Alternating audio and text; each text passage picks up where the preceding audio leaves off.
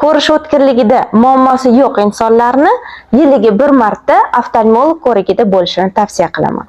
Chuqurlashtirilgan tekshiruv natijasida ko'z ichidagi, ya'ni to'r pardadagi zaif joylarni, yirtilishlar, titilishlar, tortilishlarni aniqlashga yordam beradi. Bunday o'zgarishlar hech qanday belgilarsiz ketishi mumkin. O'zgarishlarni o'z vaqtida aniqlash va uni lazer yordamida qotirish tavsiya qilinadi. Lazer muolajasi tez, og'riqsiz muolaja hisoblanadi. Muolaja o'tirilgan holatda bajariladi va bemor muolajadan so'ng uyga mustaqil ravishda qaytishligi mumkin.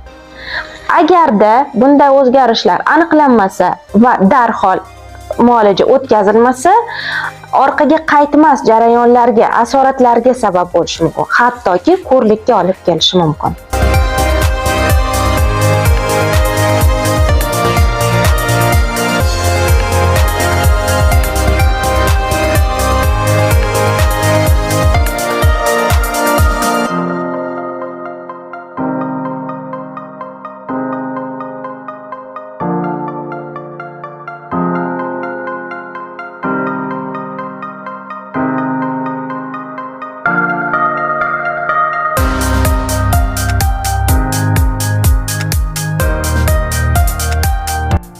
Sog'lig'iga e'tiborli har bir insonni Sihat ko'z klinikasida kutib qolamiz.